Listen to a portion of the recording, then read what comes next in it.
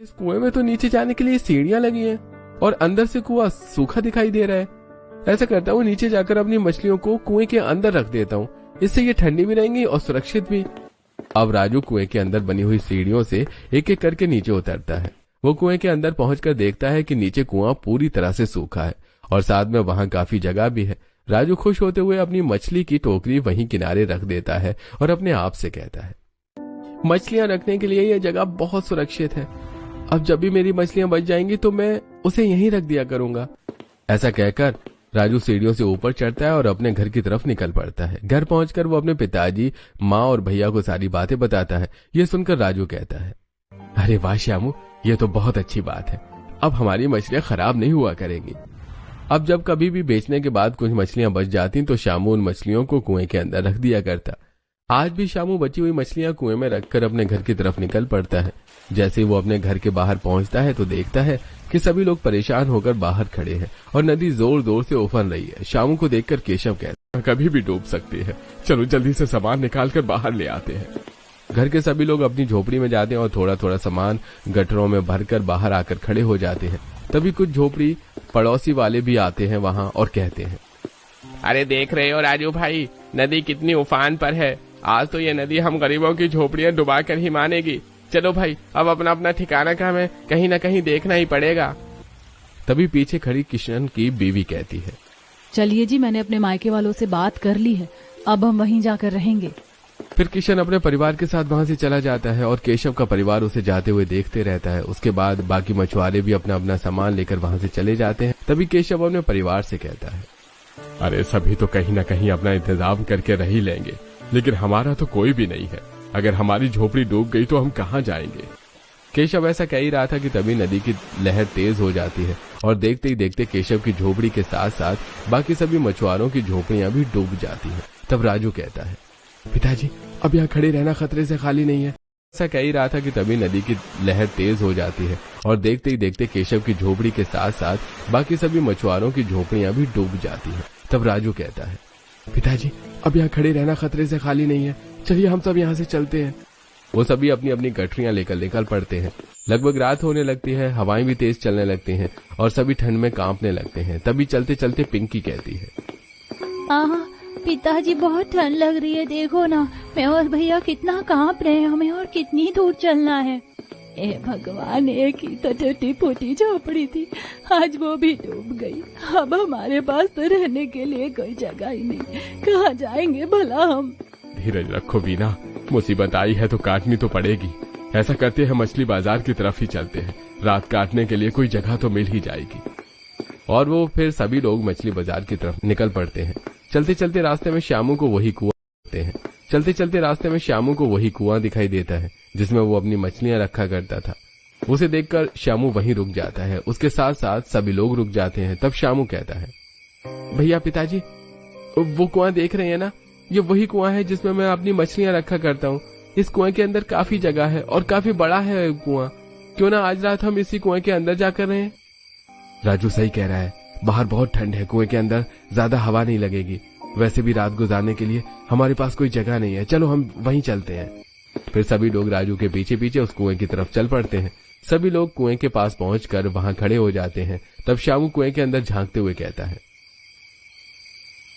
माँ, पिताजी, देखिए, कुआं अंदर से काफी बड़ा है और देखो यहाँ सीढ़ियां भी बनी हुई हैं जिससे सभी लोग आसानी से कुएं में उतर पाएंगे। चलिए मैं पहले उतरता हूँ, मेरे पीछे आप लोग भी उतर जाइए। अब श्यामू सीढ़ियों से नीचे उतरता है, उसके पीछे परिवार के बाकी लोग भी सीढ़ियों से नीचे उतरते हैं। सभी लोग कुएं के अंदर जा जाते हैं और कुएं में आसपास चारों तरफ देखने लगते हैं। फिर नीलम कहती है, माँ, पिताजी, ये तो रहने के लिए बहुत अच्छी जगह है। ये कुआं समतल है और बड़ा भी है। चलिए सभी लोग अपना सामान एक किनारे रख देते हैं। सभी लोग अपना सामान एक किनारे रख देते हैं। किरण सामान में से एक चटाई निकालकर बिछा देती है। सभी लोग उस पर बैठ जाते हैं। तभी अचानक कोई कीड़ा वीना के पैरों में काटकर भाग जाता है। वीना जोर से चिल्लाती है। सभी लोग उस पर बैठ जाते हैं। तभी अचानक कोई कीड़ा वीना के पैरों में काटकर भाग जाता है। वीना जोर से चिल्लाती है, मुझे किसी कीड़े ने काट लिया है, भगवान, कितना दर्द हो रहा है। रुकिए माँ जी, मैं अभी दवाई लेकर आती हूँ और कीड़े के काटने वाली जगह पर लगा देती हूँ, आपको आराम मिल जाएगा। अब नीलम किनारे रखे सामान में से दवाई निकालती है और लाकर अपनी सास के पैरों में लगा देती है। थोड़ी देर बाद उन्हें राहत मिल जाती है। तब वो कहती है, देख लिया किरण बहू कि ये कुआं रहने लायक है कि नहीं। अरे ये कुआं है, कोई इंसानों के रहने का घर थोड़ी ना है। कितना अंधेरा भी है अंदर, मैं तो यहाँ नहीं रहूंगी। ए जी सुन लीजिए, आप जल्दी से जल्दी रहने की कोई व्यवस्था कीजिए। माँ समझने की कोशिश करो, इस कड़कड़ाती ठंड में हमारे पास रहने के लिए अभी कोई जगह नहीं है। जब तक हमें कोई और जगह नहीं मिल जाती तब तक हमें यहीं रहना होगा। तभी शामू कहता है, नीलम ये देखो, यहाँ कुछ लकड़ियाँ पड़ी हुई हैं। तुम ऐसा करो कि सामान में से मिट्टी का तेल और कुछ खराब कपड़े निकाल लो। इन लकड़ियों पर कपड़ा बांधकर मिट्टी का तेल छिड़क कर हम मशाल बना लेते हैं। कुएं में उजाला हो जाएगा। फिर नीलम एक गठरी को खोलकर उसमें से कुछ खराब कपड़े और दूसरी गठरी से मिट्टी का तेल निकालती है। श्यामू आसपास पड़ी हुई लकड़ियों को इकट्ठा करता है और फिर उसके ऊपर कपड़ा लपेटता है और फिर मिट्टी का तेल छिड़क देता है। उसके बाद वो माचिस से उसमें आग लगाता है और उसे कुएं के आसपास की दीवार पर लगा देता है। इस तरह कुएं में थोड़ा उजाला हो जाता है। फिर पिंकी कहती है, माँ पिताजी मुझे बहुत भूख लगी है, मुझे कुछ खाने को दो ना। हाँ माँ मुझे भी बहुत भूख लगी, मुझे भी कुछ खाने को दो। बच्चों की बात सुनकर किरण कहती है, बच्चों को खाना तो खिलाना ही पड़ेगा। ऐसा कीजिए, आप दोनों बाहर से कुछ लकड़ियां और 2 बड़े पत्थर ले आइए चूल्हा बनाने के लिए। तब तक हम दोनों पत्तों की झाड़ू बनाकर यहाँ सफाई कर लेते हैं और सामान जमा देते हैं। हाँ राजू भैया, भाभी सही कहती हैं। और हाँ भाभी, वो देखिए वहाँ किनारे पर कुछ मछलियाँ भी रखी हुई हैं। आप मछली के साथ थोड़े चावल बना लेना। भैया चलिए हम लकड़ी और पत्थर की व्यवस्था करके आते हैं। दोनों भाई सीढ़ियां चढ़कर ऊपर चले जाते हैं। तो वहीं किरण बाहर जाकर कुछ पत्ते लाकर उसकी झाड़ू बनाती है।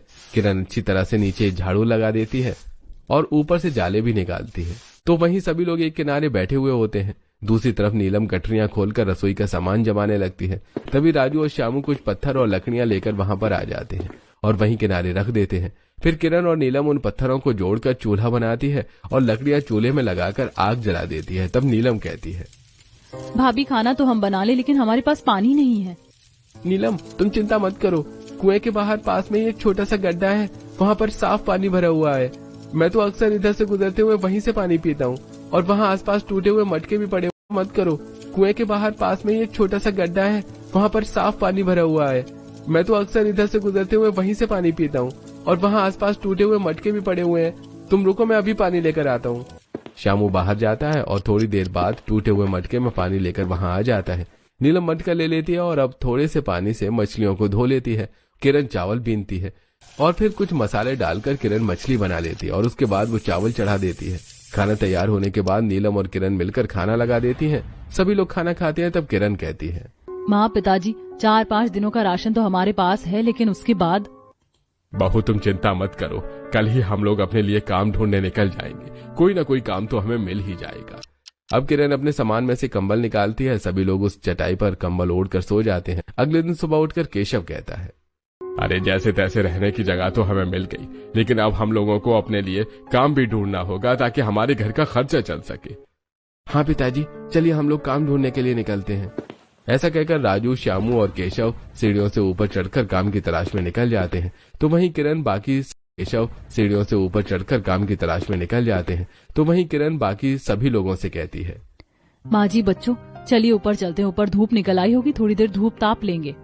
अब किरण के साथ बाकी सभी लोग भी सीढ़ियों से चढ़कर ऊपर आते हैं और कुएं के बाहर ही बैठकर धूप तापने लगते हैं। थोड़ी देर बैठने के बाद वीना कहती है, हा धूप में बैठकर कितना अच्छा लग रहा है। ऐसा लग रहा है कि हाथों पैरों में जान आ गई।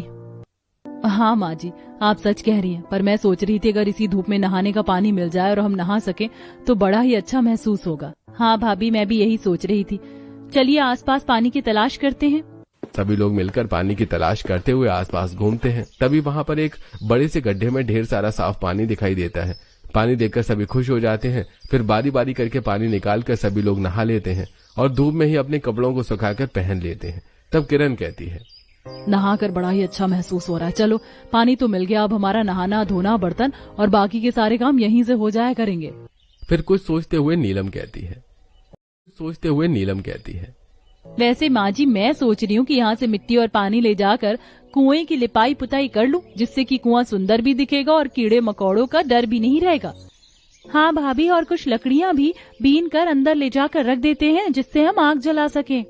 फिर किरण कुएं के आसपास से कुछ मिट्टी इकट्ठा करती है तो वहीं नीलम आसपास पड़े फूटे हुए घड़ों और डब्बों में पानी भरती है और वीना लकड़ियां इकट्ठा करती है। फिर नीलम कहती है, चलिए माँ जी, अब हम लोग घर चलते हैं, शाम भी होने लगी है। वो लोग सूखे कुएं के घर की तरफ निकल पड़ते हैं और कुएं के पास पहुंचकर सीढ़ियों से उतरकर कुएं के अंदर जाते हैं। फिर किरण थोड़ा पानी लेकर कुएं की लिपाई पुताई कर लेती है। धीरे धीरे रात होने लगती है। तभी कुएं के अंदर ठंडी हवा आने लगती है जिससे सभी को ठंड लगने लगती है। ये देखकर वीना कहती है, बहू, किसी तरह से अगर कुआं ऊपर से ढक जाए तो ये ठंड कम हो सकती है। तभी वहां पर घर के मर्द भी आ जाते हैं। केशव के हाथों में एक तिरपाल देखकर वीना कहती है, ये तो बड़ा अच्छा किया आपने जो तिरपाल ले आए। हाँ वीना, हमारे पास जो थोड़े बहुत पैसे बचे थे उससे ये तिरपाल ले आया हूँ। बाबूजी, आप लोगों को कोई काम मिला क्या? नहीं किरण, आज तो हमें कोई काम नहीं मिला। हाँ, लेकिन 1-2 दिनों में काम मिल जाएगा। तभी पिंकी कहती है, दादाजी जल्दी से तिरपाल कुएं के ऊपर लगाओ ना, कुएं के अंदर ठंडी ठंडी हवा आ रही है, मुझे और बंटी को ठंड लग रही है। हाँ बेटा, अभी लगाता हूँ। राजू, श्यामू, चलो चलकर मेरी मदद करो।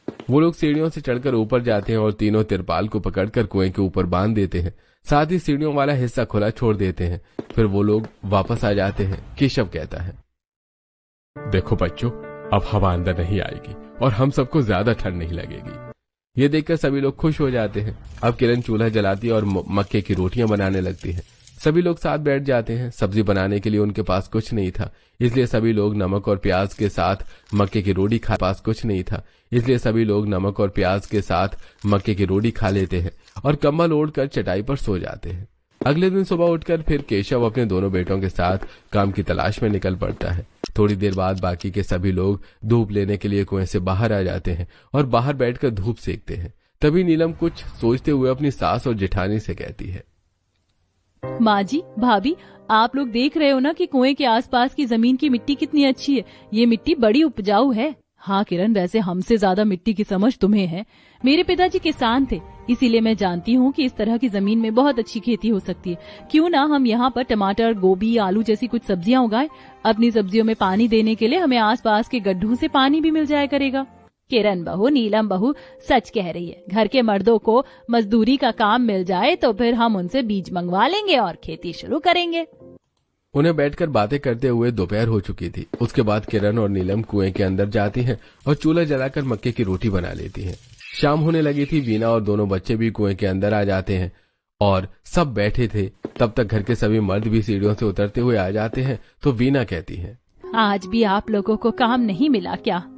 नहीं माँ, ऐसा नहीं था, इसलिए सभी लोग नमक और प्याज के साथ मक्के की रोटी खा लेते हैं और कंबल ओढ़कर चटाई पर सो जाते हैं।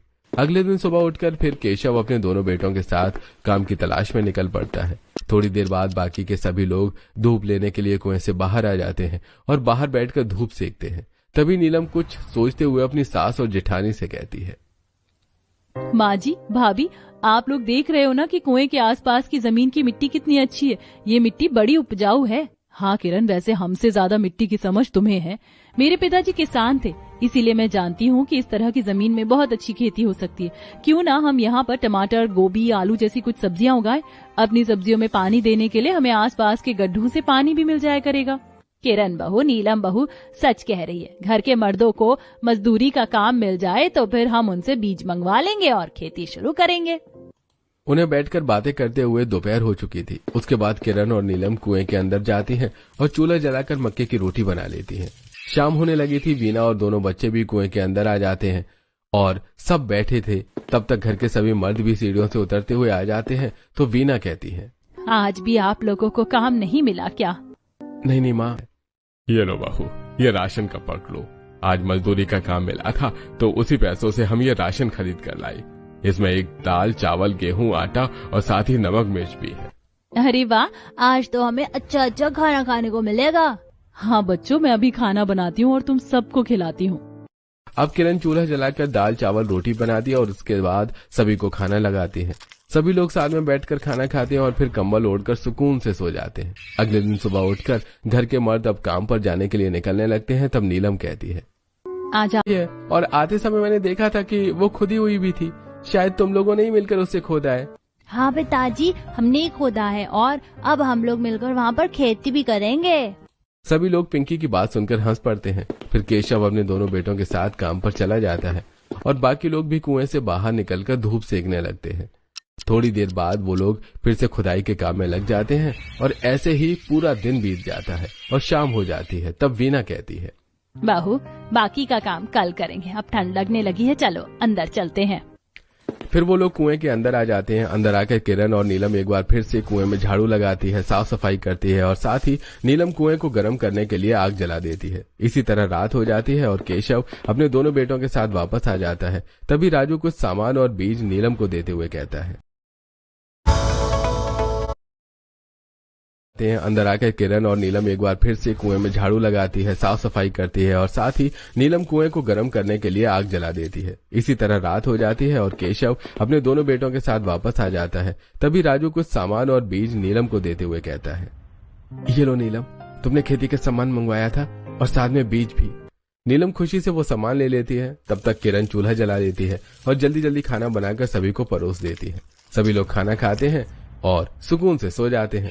अगले दिन सुबह किरण घर के सभी मर्दों से कहती है, आप लोगों को तो पता है ना कि कुएं के बाहर दाहिनी तरफ एक बड़ा गड्ढा है, वहाँ पर पानी है। आप लोग कपड़े लेकर जाइए और वहीं पर नहा धोकर कपड़े बदल लीजिएगा। हम दोपहर में वहाँ जाएंगे तो कपड़े धोकर डाल देंगे। हाँ हाँ बहू, हम ऐसा ही करेंगे, लाओ हमारे कपड़े दे दो। किरण उन सभी को उनके कपड़े दे देती है और फिर वो लोग चले जाते हैं। तो इधर किरण सभी के साथ कुएं से बाहर निकलती है और पहले तो सभी लोग कुएं के आसपास मिलकर खुदाई करते हैं। उसके बाद अब नीलम वहां पर आलू, गोभी, मटर, टनी लाकर कुएं के पास अपने खेतों में डालते हैं। इस तरह शाम हो जाती है और वो लोग कुएं के अंदर आ जाते हैं। धीरे धीरे अब 2 महीने गुजर जाते हैं, उनकी सब्जियां भी उगने लगती हैं। तो वहीं दूसरी तरफ घर के सभी मर्द मजदूरी करके कुछ पैसे इकट्ठा करने लगते हैं। एक दिन केशव अपने दोनों बेटों के साथ मजदूरी करके अपने घर की तरफ वापस आ रहा था। तभी उसने रास्ते में एक नया नॉनवेज ढाबा खुला हुआ देखा। ढाबे के बाहर बड़े बड़े अक्षरों में लिखा हुआ था। केशव राजू से कहता है, बेटा ढाबे के बाहर क्या लिखा है, जरा पढ़ करके बताना। पिताजी, बाहर लिखा है कि एक मछली बनाने वाली कुक की आवश्यकता है। अरे बेटा, किरण तो बहुत अच्छी मछली बनाती है ना। हाँ पिताजी, आपको याद नहीं क्या कि भाभी हमें अक्सर मछली की अलग अलग तरह की डिश बनाकर खिलाया करती थी। हाँ तो ठीक है बेटा, कल तेरी भाभी की इस ढाबे में नौकरी लगवा देते हैं। हाँ पिताजी, ये तो आपने बड़ा ही अच्छा सोचा है। इस तरह हम सब मिलकर काम करेंगे तो जल्दी अपना एक घर खरीद पाएंगे। अब केशव अपने दोनों बेटों के साथ घर आता है और अपने घर वालों को सारी बातें बताता है। सभी लोग ये सुनकर बहुत खुश हो जाते हैं और किरण कहती है, पिताजी ये तो बहुत अच्छी बात है, मैं कल ही उस ढाबे पर जाकर काम करने के लिए लग जाती हूँ। अगले दिन किरण भी केशव, राजू और श्यामू के साथ काम के लिए निकल पड़ती है। किरण को ढाबे के बाहर छोड़कर केशव अपने दोनों बेटों के साथ मजदूरी के लिए निकल जाता है। किरण काउंटर पर आती है और ढाबे के मालिक से कहती है, सेठ जी, सुना है आपको एक मछली बनाने वाले रसोइये की जरूरत है और मैं बहुत अच्छी मछली बनाती हूँ। अरे ठीक है, तो तुम रसोई में जाओ और मुझे 2-3 मछली की अच्छी डिश बनाकर खिलाओ। अगर तुमने अच्छा बनाया तो तुम कल से काम पर आ जाना। अब किरण रसोई में जाती है और अलग अलग तरह की डिश बनाती है। फिर सेठ जी वहां आते हैं और सभी डिश को चखकर देखते हैं। सेठ जी को किरण की बनाई मछली की डिशेस बहुत पसंद आती है और वो कहते हैं। किरण घर आती है और सभी को सारी बातें बताती है। सभी लोग बहुत खुश होते हैं। तब नीलम कहती है, पिताजी, हमने जो सब्जियां अपनी खेतों में लगाई थी अब वो भी पककर तैयार हो गई हैं। इतनी सारी सब्जियां हम घर में तो खा नहीं सकते, इसीलिए मैं सोच रही हूँ कि कल से आप लोग थोड़ी बहुत सब्जियां अपने साथ ले जाइएगा और उन्हें बेच दीजिएगा। हाँ बेटा, बहू सही कह रही है। बड़ी खुशी की बात है कि कुछ पैसे सब्जियां बिक जाएंगी तो कुछ पैसे किरण बहू की नौकरी से आ जाएंगे और कुछ पैसे घर के खर्च करने के बाद बच जाएंगे। हम सभी पैसे इकट्ठा करके जल्दी से अपने लिए घर खरीद लेंगे। बारिश आने से पहले हमें ये कुआं छोड़ना होगा। फिर अगले दिन केशव और उसके दोनों बेटे जाते हुए अपने साथ सब्जियां तोड़ कर ले जाते हैं। फिर वे उन्हें बाजार में बेच देते हैं और अपने काम पर चले जाते हैं। तो वहीं दूसरी तरफ किरण भी अपनी नौकरी पर चली जाती है और इधर नीलम घर पर रहकर अपने खेत की देखरेख करती है।